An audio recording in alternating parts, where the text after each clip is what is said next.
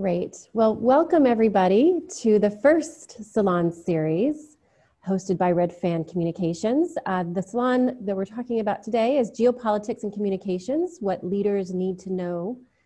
And I'm excited to introduce you to Kathleen Lucente and Jacob Shapiro. Kathleen will be asking the questions, and Jacob will be hopefully be giving us his wonderful insights. He is the CEO of Perch Perspectives. Kathleen is the founder and president of Fan Communications. We're here in Austin, and she's helped countless companies clarify their purpose, tell their unique stories, and establish lasting relationships with clients and customers. She's also worked all over the world and started the agency over 13 years ago. And Jacob oversees Perch Perspectives as their strategic direction and client engagement. And he's earned a reputation as a prolific researcher, writer, and analyst who embraces unconventional thinking and direct client collaboration. He believes in challenging traditional perspectives and ideas to give clients the agency to proactively solve business problems. So in today's talk, we're going to our first section is Geopolitics 4.0 and the forces that are impacting your business. Then we'll move on to the challenges for the US and what CEOs need to consider. And then we'll talk about the election. And we'll end with Q&A. So I'm going to turn it over to Kathleen. Welcome, everybody. It's a joy to be here, and it's a real pleasure to have Jacob as our guest today. As somebody who works with CEOs on a regular basis, you know, one of the things I hear in my private conversations with CEOs is that they feel a great sense of responsibility to their employees, to their investors, to their partners. And as Jacob and I were talking yesterday, one of the things he brought up was, you know, to be a leader today, if you're feeling too confident or you're not feeling a little bit nervous, that maybe something's wrong.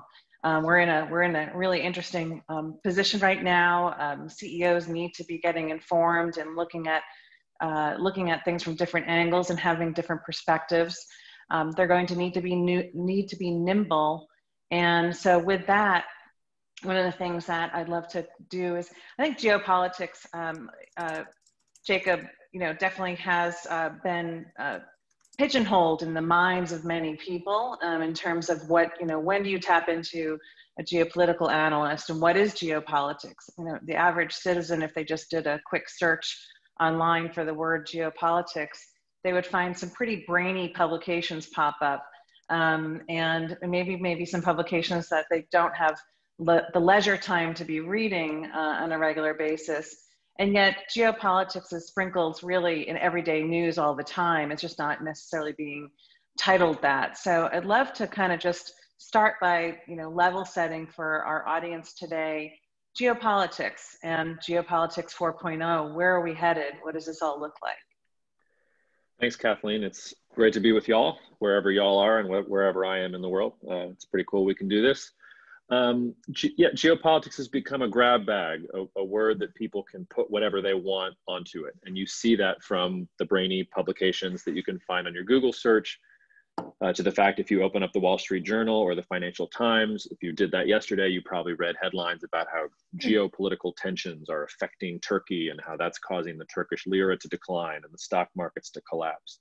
And all of this is sort of wrong.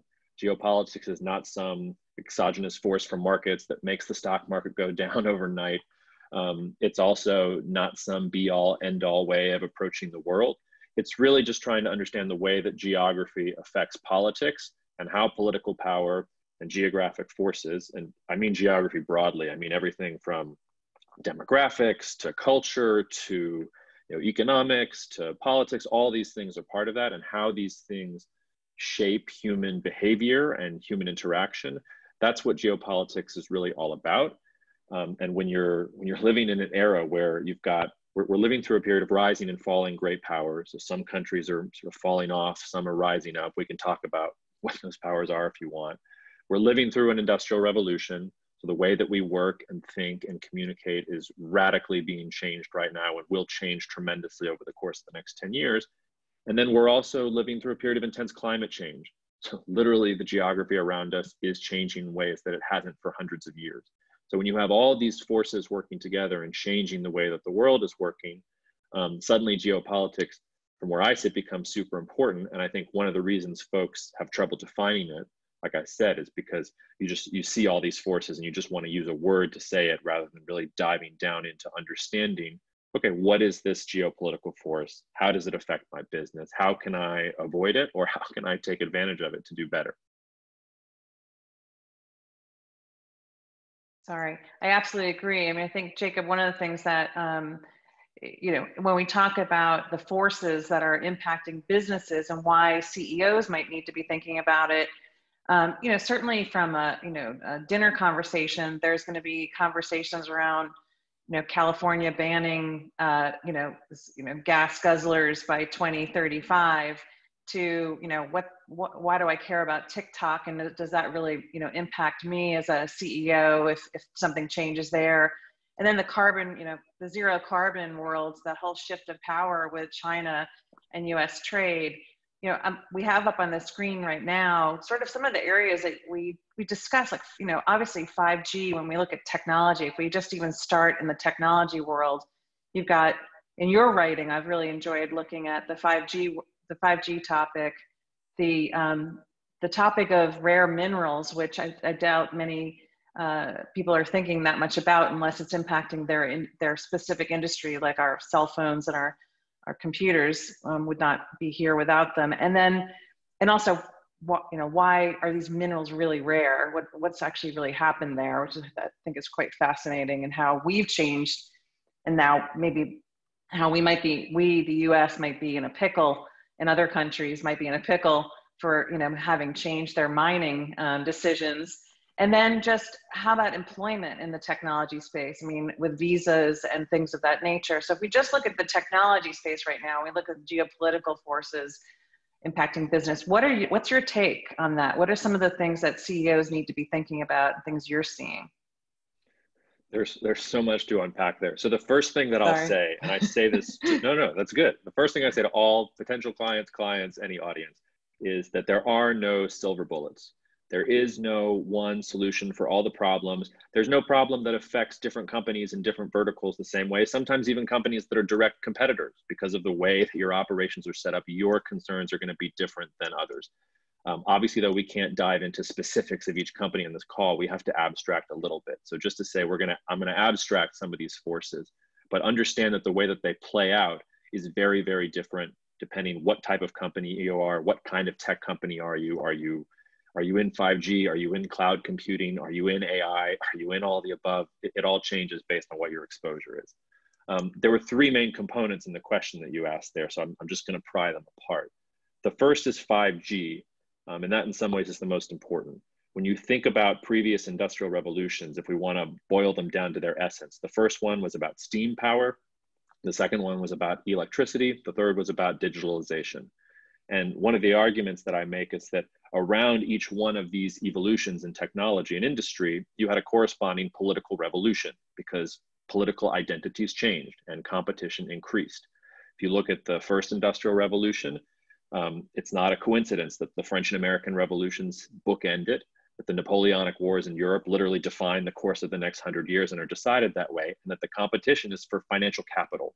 The countries that can borrow the most and have that intensive capital at the cheapest rate to set up industry are the ones that do the best, the British Empire.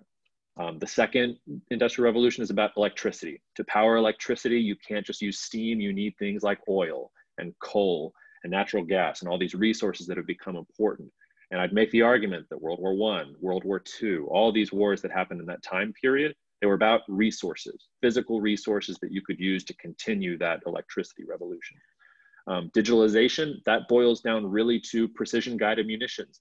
The microchip, the things that are in our phones, that are in our computers right now that allow us to talk, was all because the US and the Soviets were looking for ways to more accurately bomb each other with nuclear warheads. That's where it all comes from. This fourth one is about, I think it's going to be about data. And that's why 5G is so important. It's why cloud computing and AI are going to become so important. Data is the oil of the 21st century. The countries and the companies that can control their data, that can protect it, that can use it to attack competitors or other countries, that's where the fight is going to take place. And that's why 5G, you're seeing that competition ground happen, because it's going to be the highways through which all of this innovation is supposed to happen. And if you're exposed to that space at all, and most companies are in some way or another, even if you don't think you are, these things are going to change for you. The other questions there, you mentioned rare earth elements, and you mentioned employment issues. Rare earth elements is a great example of the way that the world is changing right now. Rare earth elements are not rare.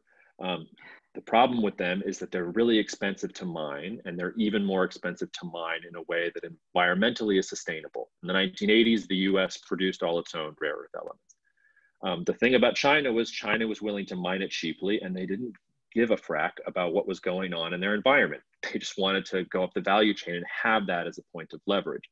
And so we all profited off of that, while China literally destroyed some of its ecosystem while they were mining these rare earth elements.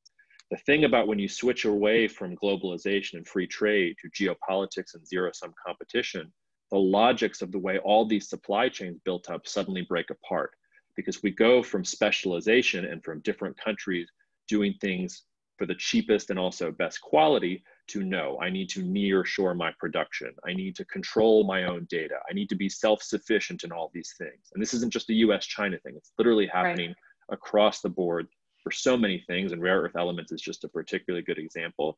And it goes into what you're talking about too, because one of the things that we forget about supply chains is that, I mean, maybe in 10 years or 20 years, they'll build an AI and none of us will be relevant anymore. And we'll all just be plugged into our seats, and it'll be like that Wall-E movie. But right now, humans still matter. And if you're employing people abroad, or if you're trying to attract talent from abroad, all the issues around employment and migration, even before COVID-19, even before we had to make sure that people didn't have diseases and weren't tracking diseases across borders, that was changing too. And in the conflicts over folks protecting the best and the brightest, completely reconceptualizing education, trying to control what ideas people grow up with and what they're trained to do and what skills that they have in this new 21st century economy, that's all a battleground too. So I don't mean to be doom and gloom, and I'm not doom and gloom. I don't think we're on the verge of some cataclysmic global conflict, but you can see the seeds of this global competition and all the things you just mentioned, 5G, rare earth elements, and other sort of specialized production capacities like that, and human capital and employment. Those are all elements of it, and all things that are suddenly becoming a source of international friction, whereas in the last 30 years, they were actually a source of economic progress. Absolutely. Well, if you look at absolutely, the technology space is huge. And certainly you talked about the spillover into the supply chain distribution disruption that's going on right now with COVID and also with policy changes and these tensions. Where do you see sort of supply chain and climate change and the food kind of, are there sort of is there sort of a connective tissue to this? Because when I look at these, let's put the election aside for now, it seems to me that these are all very interdependent in different ways, and CEOs, whether you're at a tech company or you are dependent on international supply chain partners, there seems to be some real issues that need to be factored in here as CEOs are looking and kind of making a list for themselves about how they keep their finger on the pulse of certain things that might impact their industry or their customer or their partners.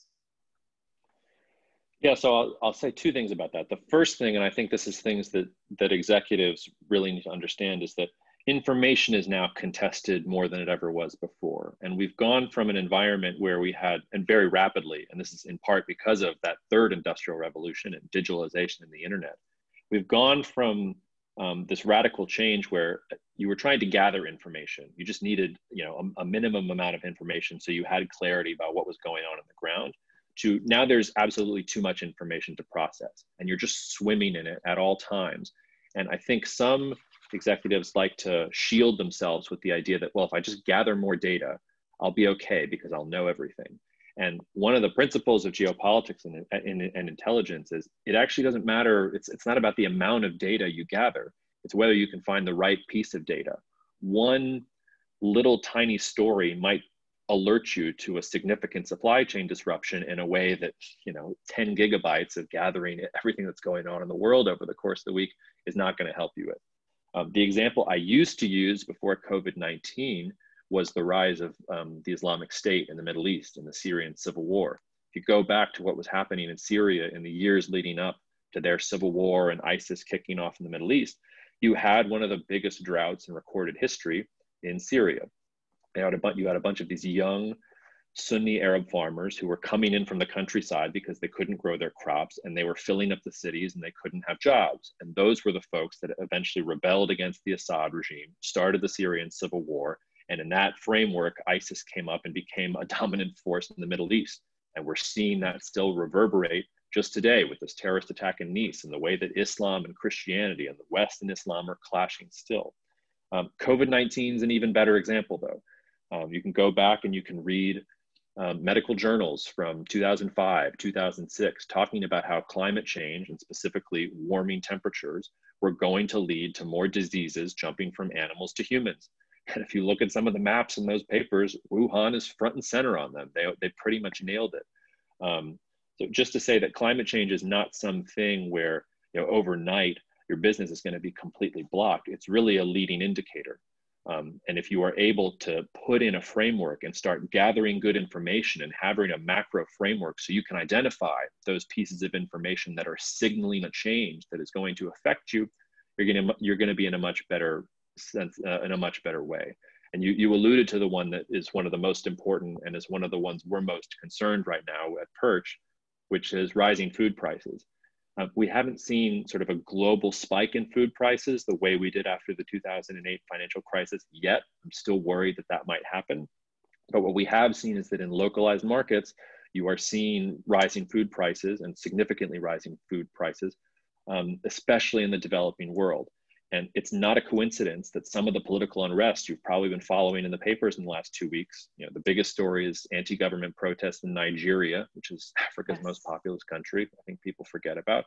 But think about these protests against France in places like Bangladesh or Indonesia. Think about the anti-government protests in Thailand. Those are all countries that had rising food prices 2-3 months ago, and all ones that were flashing red. Argentina, Turkey are two other ones, and they've got currency woes as well. So when you start to break it down and you see the way that climate change is affecting food production, you see the way that it's affecting food supply chains, you know, rising food prices is a really good leading indicator of sort of broader generalized political unrest. I think one of the keys for executives is to sit down and figure out, okay, where am I exposed? What are my indicators? How am I gathering information about these things? And how am I going to know when something is wrong? If you leave all that to just some scraping tool or to some AI tool that doesn't actually alert you and doesn't understand what's going on a human level, I think you're going to miss the picture, and you're going to get caught off guard by some of these things. Just to say that, you know, COVID-19, it's just a warm up. There's going to be a lot more of this sort of stuff. It's not like we're going to get through the pandemic and then things are going to go back to the way they were before. Right. Things are going to get a lot more difficult going forward. And COVID-19 is really, it's foreshadowing. You shouldn't think of it as the crisis to get through. It's just the one that's pointing to the challenges down the road. Yeah, I mean, and Jacob, we talked about this a little bit about where CEOs need to think about their red line and how they even factor that in. I mean, I don't know, a lot of CEOs might not have sat down and thought about that. I think in the last 6 months, 9 months, CEOs have had to think about things that they've never had to think about previously. And we're not in a post-COVID world. We're in a COVID world right now. People keep talking about post-COVID. That, you know, we need to be able to look out over the curve and make some decisions. But if CEOs are sitting down right now, I mean, one of the things that you talked about was that, you know, that CEOs would, I think you brought up the Syria situation, obviously, but you know, in a sport, we talked about in a sports team, if a member tests positive for marijuana, right, they're officially cut off the team. You know, we use that as a very basic example. So CEOs have to have their own kind of deciding factors on what red lines do they have if these protests are happening or there's human rights violations in certain countries where they are having business. As a PR person, I look at it on many levels. The CEO, I'm also looking at the company's reputation, but also I'm looking at, you know, can they even function? Can they deliver their product? Can they do the things that they need to do? So there's many things to be thinking about, but what are some of the the factors in terms of red lines that you're seeing that, in particular for CEOs that are functioning, US CEOs, but with reach? Yeah, I'll answer that question sort of a roundabout way, because it was Kathleen and I were talking, preparing for this yesterday. And one of the questions you asked me then was, what kind of responsibilities do businesses have in their communities?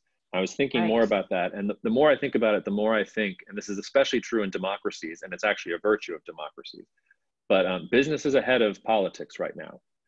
Because of a lot of the changes that are happening, because of a lot of the disagreement that is in our societies right now, politics hasn't really given folks those clear boundaries that they can operate in. A really good example of this is we didn't actually get this contract in the end, but we were pitching a client who they were interested in having their own internal system of when they might reopen, because they weren't trusting their local and state and federal government sources on when they might actually reopen their businesses.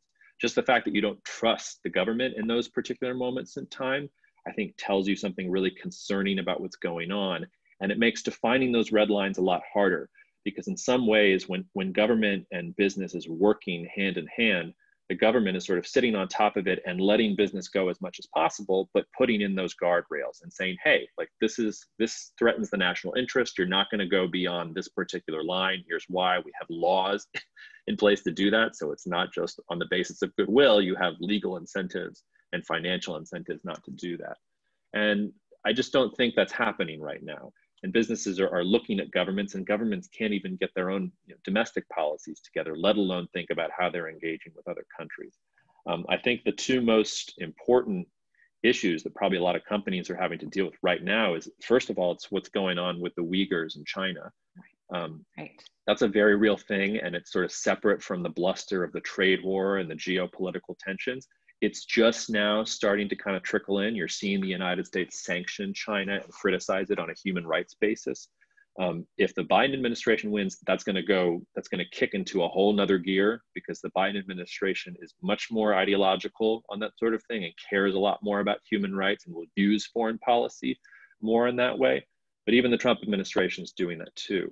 And in a perfect world, the government would have been signaling to businesses, hey, this is not good. This is something that violates US principles or US national interests, insert whatever word you want to go in there. Right now, companies are just having to fend for themselves, trying to interpret their own government's actions while also trying to think about what it means to be in business in a country where something like that is happening. I think the second one, and this is sort of evolving right now, is this clash about these cartoons over the Prophet Muhammad in France. We've had incidents like this before, but I don't know if you all saw this. I mean, the former Prime Minister of Malaysia went on Twitter today and started tweeting about how, he condemned murder, but he also understood why Muslims would want to kill millions of French people, because they've insulted the Prophet and insulted Islam. Twitter even took down the tweet because it was so inflammatory, which also makes me feel weird too. I feel like freedom of expression means we should know what terrible things folks are saying all the time. But my point there is, that's not some fringe ISIS radical group. That's the former Prime Minister of Malaysia, which is a hugely important country for a lot of tech companies that I know, that sits astride some of the most important global trading posts in the world. And that's a mainstream politician basically saying, yeah, like, you should definitely kill French people because of the way that they did this cartoon and are giving voice to this cartoon about the Prophet Muhammad. So you're going to have to then think about, what does that mean if you have a factory in Malaysia, or if Malaysia is a supply depot for you, or if you're anywhere in the Muslim world? How seriously should you be taking these protests? How seriously should you be thinking about what Turkey is saying and the ways that it's trying to spread its influence, not just in the Middle East, but Southern Europe and Northern Africa, the South Caucasus? That's a major issue that you're going to have to think about. Where is too far? What country am I not going to be in? What country do I not want to be in at all because of this sort of stuff? Yeah, the freedom of speech issue is a really, really big one, and the violence and having leaders incite that is pretty scary stuff, and worth sitting down and understanding. Even where you're putting employees abroad and expats and things of that nature, I think that's a huge one. I know that when I was in Hong Kong, one of the things with SARS, which if we harken back to those days, that was very similar. US companies, international companies in Hong Kong and mainland China really were struggling with the truth. You know, what is the truth? And we had to bring in quite a few international experts to give us the compass to be able to make decisions. And definitely a geopolitical analyst, but healthcare experts and many others to help us determine our own decisions there. So that's a, you know, US companies with, and European companies with presence there all kind of pulled together because they really were feeling quite lost. And so there's some similarities, and obviously some lessons have not been learned given that we have what we have going on in our, with COVID today. So and in terms of any other main things, what about if we think about the key indicators, and we talked a little bit about this, you know, you mentioned the food prices and obviously then the, you know, the protests. The food price might not be the issue for a CEO, but their factory might be just outside of, you know, Bangkok. And so, you know, it's the juxtaposition of that information that helps to dive a little bit deeper and make decisions. So these are some of the key indicators that we talked about yesterday. And I'd love for you to kind of shed a little bit of light on why these are the key indicators, just a sample of key indicators that CEOs should be paying attention to at this time, depending on what's going on with their business. Yeah, so again, no silver bullet, no one indicator is going to tell you the whole story. I think the most important thing is to combine a macro and micro perspective. You have to have a sense of what the forest looks like, and then you also, depending on what line of business you're in, you really have to understand what's affecting the individual tree. So there are certain key indicators that if I'm approaching a country, like let's say a client comes to me and wants to understand something about Vietnam and about future relations between, you know, Vietnam and the United States and how that's going to affect trade policy, supply chains, all that kind of stuff. I start at the macro perspective and I want to see, are there any, it's almost like you're going in and getting your car checked. Are there any things that are flashing red that I know right off the bat I'm going to have to dive deeper into? So if I've got food prices or if I've got rampant inflation, I know that there are some political risks that I'm going to need to run down. I'm going to have to figure out, okay, well, are those food prices affecting communities where the client's operations are? Does that country have monetary policy tools that they can use to slow down the food? Like those are all questions that key indicator is going to open up. Ditto dependence on exports. I was just dealing with this the other day, thinking about Saudi Arabia, because Saudi Arabia has announced that they're going to try and transform their labor laws practically overnight in a way that's going to affect, you know, over 13 million foreign workers that they've got there and millions of other Saudis. And all of that comes down to dependence on a single resource. Because Saudi Arabia has been so dependent on oil for so long, it's created a system where now that oil prices are in the tank and are probably going to be in the tank for a couple of years now because of oversupply, you have to start thinking about, you have to peel that onion back and think about all these disparate ways that changes in employment, in migration flows, in Saudi citizenship laws, how that's all going to affect stability in one of the biggest oil producing countries in the world. But that all goes back to that flashing red indicator. I know that they get, I don't know, something like 70% of their GDP. I don't think that's the exact figure, but it's probably around there. I know that I have to peel that onion back. Wealth inequality is another big one. And this plays into the government trust thing. You have to understand whether a population trusts the government that they're a part of. This is a particularly hard one for Western countries because our political biases and our ideology gets all wrapped up in this. We may think that China's authoritarian regime structure, to take an example, is not, we don't like it. It violates a lot of our own personal principles about what politics is supposed to look like. That doesn't mean that the population there doesn't trust it. You have to actually get into the minds of the folks that are on the ground who are living in those countries and understand how they view their own governments. I've done a lot of work and been in Russia a number of times. And, you know, I think every time there's a new poll that says that Putin's support in Russia has diminished a little bit, everybody freaks out. But I know from folks on the ground there that they understand that it's either Putin or chaos. So if you're going to think about how government trust is working in Russia, it's not about some poll about whether folks trust Putin. It's about whether taxes are getting paid. It's about whether folks are following the law. It's about whether unsanctioned protests are breaking out. So that's another key indicator there. And then demographics is a big one too. And demographics is highly different depending on what stage an economy is at, whether it's a young population or whether it's an aging population, and how that's going to affect things. I think one of the key things that folks misunderstand is they think that an old population means a declining power. One of the leading indicators for Germany on the cusp of World War II was that Germany's population was declining. The Nazi regime felt like they had a limited amount of time with the population they had to remake some geopolitical facts on the ground. So sometimes the demographics won't even tell you the thing that everybody tells you the demographic figures are supposed to look at. So I walk through those in that way just to say that, you know, here are some of the key indicators. There's a lot of others, and there are other folks on Perch who sort of have their own key indicators on a regional basis about what they're looking at the broadest level. Because if one of those indicators flashes red or flashes yellow, you know that you're going to have to dive in and start picking it apart and finding the 20 or 30 sub indicators that will actually tell you where the problem is and how that's going to affect the client. So I struggle sometimes with giving folks the key indicators because there is such a want and a desire to just, you know, tell me what's important. Tell me the one thing I need to know. And the answer that people don't want to hear is there's no one thing.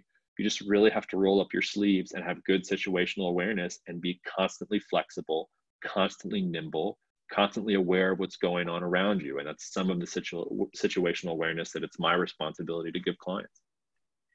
You know, I think that we use that as an example, really, Jacob, for the attendees today. Obviously, I know you're going to customize with any client that you're working with, but I think if you haven't been exposed to working with a geopolitical analyst or having a setup, it's good to kind of just even be able to think at that level. And I think what's happened in the world right now is people are kind of gazing at their belly button a little bit too much. And so we're trying to get everyone really going, you know, beyond and looking at the curve beyond and realizing that we're going to be moving forward, whether we like it or not. The question is, what are going to be the obstacles? What are going to be the challenges? And how do we turn into like Inspector Clouseau to be able to figure that out? And so having a partner like yourself is really important. We talked a little bit about, you know, how do you even set up a framework for having your finger on the pulse, right? And it's not a one and done situation. And also, can only large companies have a geopolitical analyst at their fingertips? I mean, you know, is it only the IBMs and the Dells of the world that can afford a geopolitical analyst? Or what if you're in the 5G space and you're kind of a mid-sized company that's trying to be in that space and doing something really innovative? How do you, and you're dependent on a lot of these technology partners, how do you tap into this? Is that something that is available? And of course, let's talk about the process a little bit here too, because it's, you know, how do you set up a monitoring system and what does that really look like? Yeah, I mean, selfishly, I think anybody can use a geopolitical analyst, right? Like, I think that I don't think there's an AI that's coming along yet that's going to displace our use to folks. I actually think the use of geopolitics is going to get more important. Right. I work with a range of clients. I work with everybody, you know, startups to major Fortune 20 companies, and everybody in between. And one of the things we're trying to do at Perch Perspectives is that we try and supply that information in the way that the client wants. Rather than sort of coming in and giving them the magic 8-ball treatment, we'd rather sort of align ourselves with their processes, learn their lines of business, learn the things that are important to them, and then build on top of that. Because I'm not interested in sort of helping mop up crises. We do that sometimes, but I really want to give my clients the agency to be aware of crises ahead of time and to be a little bit more prepared. And that's what this checklist in the slide is all about. There are just some basic minimum things you need to do. And if you haven't done these things, whether it's with Perch or with somebody else, you need to make sure you do them. You need to make sure you have a monitoring system in place. That means that you need to know what you're looking for. You need to know what sources of information you trust, what their biases are, how to read what they're telling you. And then you need to be able to make sure the information gets to the right people within your organization. You can outsource that to someone like Perch. We've done stuff where we help companies build those sorts of monitoring systems internally, or maybe folks just want to do it themselves. But it can't be overstated that you can't do anything if you don't have information. And information is hard. The right information is hard to get to. There are ways to approach that. The second is you need to have a macro perspective.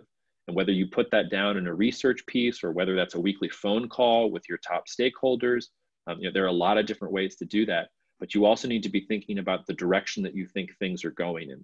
And the reason that's so important is because, let's say you have a macro perspective that's a year out, and then you start getting information that contradicts what you were expecting on that macro level. That's a clear indicator that something is broken. You may not know it yet, but that feedback system where you're putting the macro against the micro and forcing yourself to deal with things that aren't lining up, that's a really good warning indicator. It's also a perfect time to establish those red lines that we talked about. What are the things that you know have gone too far? Just the act of sitting down and starting to think about that helps you think about how you're going to react if one of those situations happens to pop up. And then last but not least is the forecasting process. And I don't believe in forecasting from the point of view that I'm going to predict completely accurately what's going to happen tomorrow. That's not the point of forecasting. The point of forecasting is to sit down with all that information and to think about, okay, here's what I think is going to happen. Because even if you're completely wrong, you've sat down and you've thought about it. So when the thing happens that you weren't expecting, you know the variables, you know the underlying issues, you have a heads up on how to react, where some of your others some of your competitors might not. And then the most important part there is to rinse and repeat. This is not and this I think is the thing that most folks struggle the most with. It's not something where you just do this once and it's done. It's constantly active. It's constantly alive.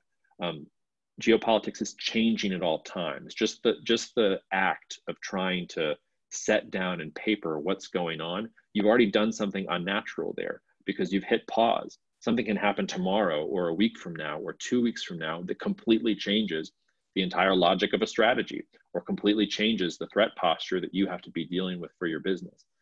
So it's about embracing that discomfort, embracing the idea that you don't actually know what you think you know. And the places where you're most confident of something are probably the places you need to be doing this the most. You need to be constantly checking in on whether things are going the way that you think they are and tweaking as necessary. So, Jacob, I think that the one thing that we talked about too is the monitoring system isn't as simple as just tracking press and taking it on face value, right? It's an actual digging deeper and understanding what, I don't want to get into fake news, but let's say that we do need to dig deeper and understand what is the perspective, what's really going on here. And that's something that the geopolitical team actually does. They're not just sending over articles they're actually digesting information and talking about where the red flags are, what the concerns are specifically for a client. And that matters tremendously from a reputation management standpoint, being ahead of things, as you were talking about, from a PR standpoint, reputation management standpoint. CEOs that are not understanding what the macro perspective and really kind of putting this kind of system in place, they often find themselves on their back foot. And then that doesn't just impact reputation, it's impacting their supply chain and a million other things. But the ball has gotten way too far down the bowling alley, if you will, and it's hitting the pins. And so we want to make sure we're catching it long before. I cannot end our relationship conversation here without talking about election mania. And the elephant is the elephant in the room, not a political party, by the way. It's the elephant in the room that we are all tense about. I think I just saw a statistic that 70% of Americans are just so tense and distracted at work right now that they can't, about the election, which in case anyone doesn't realize, that is next week. Early voting is closing up and all that good stuff. People are handing out pizza online. I mean, the lines are wrapping around. We've got a huge election in the United States, and it's going to impact companies. And I think there's a tendency to think that companies just stop making decisions leading up to an election. They almost go into a freeze mode, and then they kind of loosen up afterwards and make decisions about things. I'd love to kind of get your stance on what, without, obviously we're not here to talk about who's voting for whom and all that good stuff. We're here to talk about what are the implications of this election, and what does that mean for businesses in how they operate and some of the decisions that would be made by either party that we need to be factoring in and just kind of considering? Well, first of all, I'll start by saying I'm voting for Biden. And I'm not saying that because I'm trying to convince anyone that they need to. I just think that we've reached this point where people think objectivity is not expressing an opinion. I think that's exactly wrong. I think the way to be objective is to be open about your biases, to put them on the table, and then try and push them to the side. So I'm voting for Biden, and I'm proudly voting for Biden. Let's push that all to the side. And the things I'm going to say about the United States right now, I'm actively trying to make sure aren't infected by my own political biases. I'm trying to get a handle on what's going on a real basis. When I look at what's going on in the US and when I advise companies about how to think about it, there are three main issues that I end up always coming back to. The first is that wealth inequality in the United States is at its highest in our recorded history. That goes back, I think the data goes back to roughly 1880. And the two other times that we had inequality spike like this was right on the eve of the Progressive Revolution, Teddy Roosevelt and trust busting and the 8-hour workday and all that other sort of stuff. And then on the eve of the New Deal. And when I think that we're setting up for a similar kind of political, it's not a revolution because there's not going to be violent folks in the streets that I think are affecting the political regime, but it's going to be a political transformation. I'm not sure whether we're there quite yet. If you saw a really massive blue wave of things like Texas flipping and the Senate flipping really hardcore to the Democrats, then the timeline of what I'm talking about gets moved up. But I think it's pretty clear that politics in the United States is reorganizing itself. And I think more than anything, those issues of wealth and class inequality are driving it. And until the political system starts responding to those concerns in a way that they can get a coalition or a majority of Americans on their side, we're going to see all this kind of inefficiency, all this infighting, all of this stuff that is preventing the United States from moving forward. It's the way the system was designed by the founders. We are supposed to be stuck in the mud until we can get a majority to agree. And right now we're stuck in the mud. That's why we don't have a second coronavirus package. The second thing to think about, and this is kind of a geopolitical rarity, usually US foreign policy doesn't change that much president to president. They like to make you think it changes that much, but on a practical level, there are usually too many constraints sort of hemming the US president in, even if they have all sorts of changes they want to make. President Obama is a great example. He wanted to shut down Guantanamo Bay, end US wars in the Middle East, do all sorts of things. He didn't accomplish them. It's not a bad thing that he didn't accomplish them. That was part of his pragmatism. Donald Trump changed a lot of things. And it's not normal in US politics for that to happen. And in this election, from a foreign policy basis, you have two radically different propositions. The Donald Trump a second Trump administration would double down on America first. It would reject these multilateral trade alliances. You're probably looking at a trade war with the European Union, a real one, if the Trump administration stays in there. A much more fractured, multipolar world with international institutions playing less of a role. The Biden administration is democracy first. They're sort of neocons in the sense that they care a lot about human rights and about ideology. They would try and repair relationships with the EU, maybe even rejoin the TPP, which will ironically actually be considered by a country like China as more of a threat rather than less of a threat, because it would be about coalition building and alliance building and finding the strategic relationships that the United States feels like it can trust going forward. So I think in that particular way, there is some rationale to waiting for the other shoe to drop, because it's not a normal thing, but right now, there's a lot of uncertainty about which direction we're going in, and you can sort of clearly see which direction we're going in based on who wins, but we need to sort of look at that. And then the last thing is just, and we talked about this a little yesterday too, Kathleen, it's not a national issue for the United States, but climate change is huge. And climate change is not an issue that's going to be dealt with by any one country. It's got to have an international coalition if we're going to make any headway on it.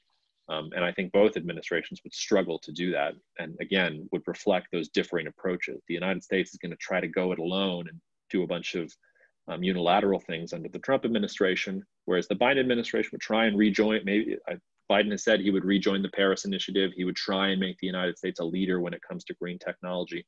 That's not going to be the silver bullet, but that's a major difference to consider going forward, and how not just climate change, but how climate politics is going to affect businesses, I think is also key there. So just to recap, it's wealth inequality, are we doing alliances or unilateralism? And then how does climate change fit in?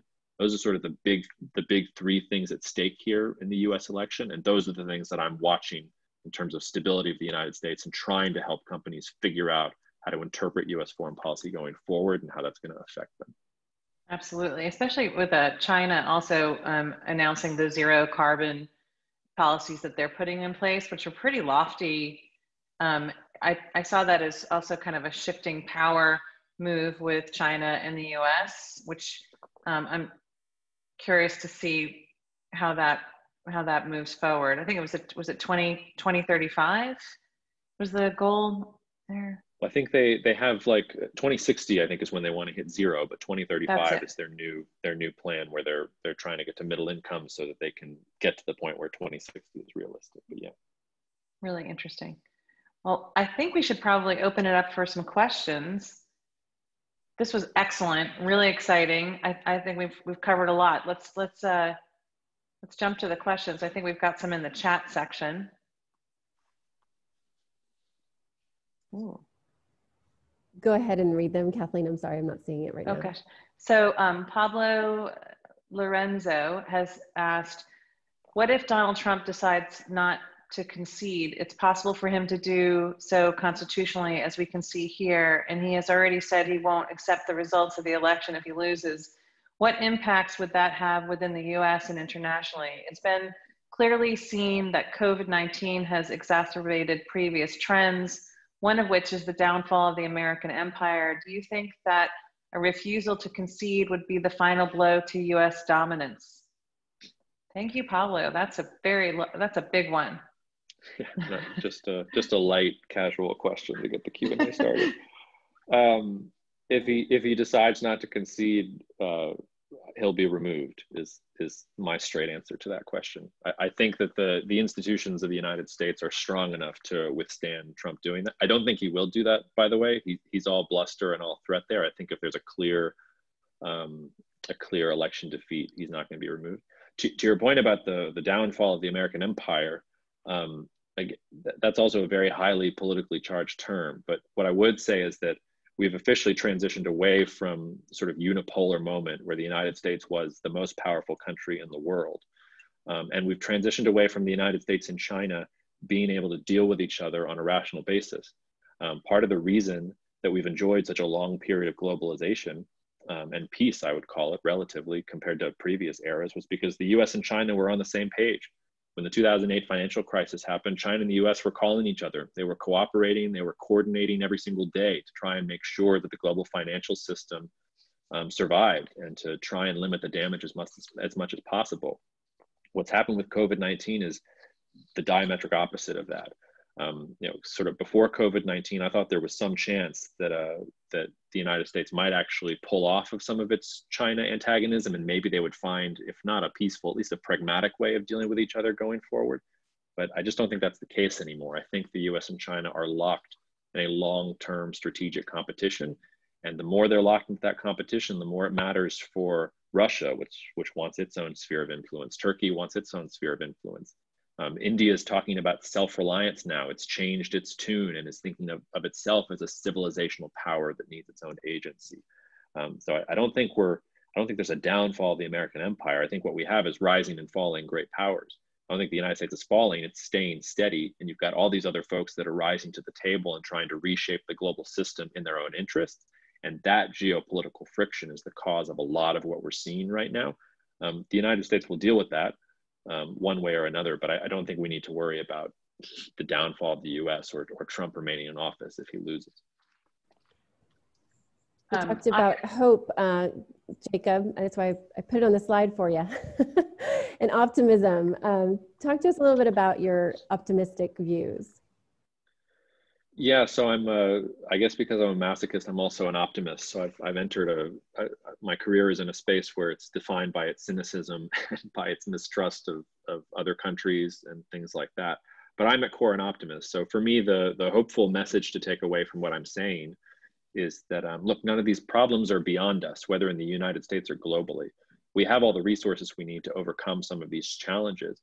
And despite the fact that industrial revolutions and political revolutions are violent, if you look at the first three industrial revolutions, after we got through that initial phase of political conflict, you had radical economic growth, radical economic enrichment across the world, lessening of poverty, lessening of hunger. All those sorts of things are on the table. I just think that it's a bumpy path in order to get there. And you know, some of that competition has to happen. It's not like we can prevent that competition from happening. But I do think the way that each one of us does things, the way our companies does things, the way our governments does things is going to define how difficult that conflict looks and what the shape of that conflict looks like. Conflict doesn't have to be violent. Sometimes it can just be competition. So my hopeful takeaway from these things is always to not lose hope and not to think that that you can't control some of these things, that you're just subject to everything around you. We can change these things. Lots of small folks making small decisions can actually change things and make things a little bit better. Like I said, we're not beyond the point of no return yet. So I mean that both, I mean, that's how I console myself about the election and about the current state of US politics. It's also how I approach any client engagement. You don't need to pay someone to tell you that everything is lost and that you just need to batten down the hatches. What you need is someone to tell you, okay, like here are the pressure points, here are the problem spots, here's how you solve them. Here's how you start being a force for change in your business, in your community, whatever your goal is, here are some of the things that you need to address going forward if you want to see those outcomes get realized. Jacob, we've got another question. This individual said, Jacob mentioned that prior periods of conflict have been tied to a technology revolution like steam power and electrical power. How does he see technology playing into the current great power conflicts? And as a user of technology as a business, what should we be thinking about in terms of navigating the geopolitical environment? I think you have to start thinking of mutually exclusive tech ecosystems. That's sort of the worst case scenario. And unfortunately, it's the trajectory we're on right now. We think about the US and China when it comes to this, but it's not just the US and China. It's the European Union, it's India, it's Russia, it's Turkey. You know, technology and the internet and all these things was supposed to be a force that was going to globalize and internationalize the world. And it's actually doing the exact opposite right now. You have folks that want to control their own data. They want to control the information that folks are able to consume on their networks. You're not going to be able to just have one platform or one technology and go across borders the way that you were going to before. Different countries are going to ask you to sign up for their platforms to exclude others.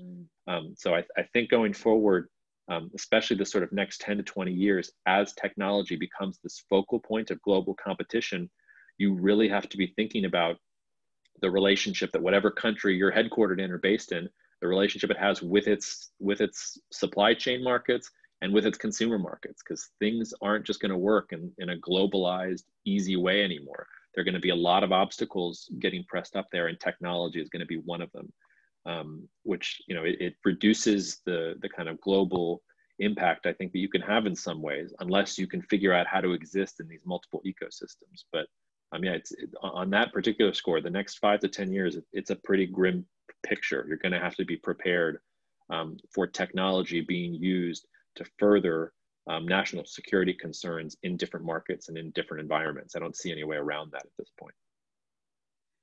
Jacob, another question was just Pompeo's visit to India. What would be your kind of takeaway from that that recent visit? Yeah, I've found the media, this is a great example of the fake news and the right information that we were talking about, Kathleen. You know, India and the United States have both tried to play up the India-US relationship, and there's the Modi-Trump bromance, and they're holding hands and going down the stage together in Houston and all this other stuff. I would have said it was a really bullish sign for the US-India relationship if they had signed a trade deal. They've been negotiating and really squabbling about a trade deal for years now, and they can't get it done. And they can't get it done because the United States wants to use India the same way that it used China. And India says, no thanks, the British Empire tried that with us, and we'd like to have our own country for a while. So it's nice that they have this defense agreement where they're going to share intelligence and geospatial intelligence. But no, that's not this be-all, end-all thing. I think there's a fundamental misunderstanding between the United States and India, where the United States just thinks India is going to participate in this anti-China alliance. And India doesn't want to do that. India is a civilizational power of its own. Modi represents this rising strain of Hindu nationalism, which I think is going to glue the country together in a way that it's sort of more coherent and unified than it's been in its modern unified history. And India is going to be about self-reliance. that's why, I mean, if you just look at the evolution of Modi in the last 3 years, he started with this Make in India program to make India sort of a global factory in the same way that China was. And then in the last 6 months, it's all self-reliance. He wants to nearshore aerospace supply chains and nearshore defense technology, and using Indian foreign policy to create geopolitical influence for it, whether that's donating food in places in East and West Africa that need it, or trying to use their soft power in places like Bangladesh or Sri Lanka or Nepal to keep China out of there. So I don't think there's going to be an antagonistic relationship between India and the United States, but the interests there are not fully aligned. And if you're thinking of India as this perfect ally for the United States, they're not. All countries are in it for themselves, and India is no exception there. Got it. Oh, one more question. Do you think that China, with its Belt and Road initiative, will, with Southern Asia, become the place to look at for investment? I think that really depends where you are. You know, Belt and Road is the most amazing PR campaign in the history of PR campaigns. China's made it in the same way that geopolitics is this grab bag word. Belt and Road seems to be a grab bag for just every single thing that China is doing, even though it has no unified sense of what's going on. China wants to make itself a central economic force. It wants to attract as many folks as possible and as many countries as possible to be centered on their economy. That's been their strategy going back hundreds of years, and it hasn't changed in that particular way. And China is going to be a difficult country to compete with, I think, in Southeast Asia. Pompeo, after he went to India, was in Indonesia and was trying to tell the Indonesians what to do and how to deal with China. And I think very tellingly, even though Indonesia is very skeptical of China and very suspicious of China, especially because they have some territorial disagreements in the South China Sea, Indonesia pointed out, look, China's the one that's willing to give us vaccines. They're the ones that are willing to guarantee us all this COVID-19 aid, where the US just comes and wants to land spy planes in our country. So I think that, you know, for Western countries, actually understanding how the US is seen and how US investment is seen as not just this kind of pure, or the China bad and the US good, like that dichotomy is kind of broken down. I think it's going to vary country to country. We've talked a lot about Asia, in part because a lot of these tech supply chains are in Asia, but that's going to, I think, transform and morph towards Latin America in the future, because that's one of the obvious places to nearshore and reshore. Right. And that's another great place where the US government, US companies have a really antiquated view of how folks there on the ground feel. We just saw Chile vote for a new constitution just this past, I guess that was last weekend. Most Americans don't understand that the United States government was involved in ushering in a military coup in Chile in the 1960s and 70s. Look at the stuff that's coming out of the Trump administration, where all these markets are great and they love the Americans and it's all about freedom and liberty and they love the United States. That's not actually true on the ground. You're going to actually have to figure out where the opportunities are and how things are going. So, yeah. Oh, there's one more question from Raimundo. It says, I'd like to ask Jacob, what do you think about the role of China between the United States and Iran? Iran is one of those ones where there's a huge difference between Biden and Trump. Biden would try to get back into the Iran nuclear deal and try and build a more balance of power Middle East. And I think that's why Iran is waiting before they start announcing new things about their nuclear weapons program and all this other stuff, because they want to see what Biden does if he gets elected. If it's Trump, though, I mean, you're just basically placing Iran in the Chinese camp, and Iran's not going to have any other kind of option. So I don't think that there's a role for China in mediating between the United States and Iran. I think that for China, Iran would be an incredibly important ally to have, and that the United States foreign policy has sort of put a nice bow on and delivered directly to the Chinese, because it's an incredibly important strategic area. China consumes all these resources, especially oil, and Iran's got a lot of it. And going forward, that gives Iran a really meaningful sort of place in the Middle East. I will also say, though, Iran is one of these civilizational cultures that has its own idea of independence. And there's pushback in Iran, too, about getting too in bed with either China or with the United States. So yeah, Iran is an interesting one, and it's certainly one where China, I think, has more of a leg up than Iran based in recent history. Excellent. I think that was the last question. This has been a lot of fun. You're getting a sense of what people are interested in based on these questions as well. I really appreciate everybody joining us today, and we've got our emails up. If there's any additional questions, I encourage you to follow Perch Perspective. Jacob and his team are popping out some incredible content on a daily basis. It's just, if you're feeling sad about what's in the regular news, jump into Jacob's content, because he always has a good flair for how to digest what's in the news and really look at things from a really different perspective. And it's just very refreshing. So let's charge on with the day. Happy Thursday. Cool. Cheers to that. Thanks.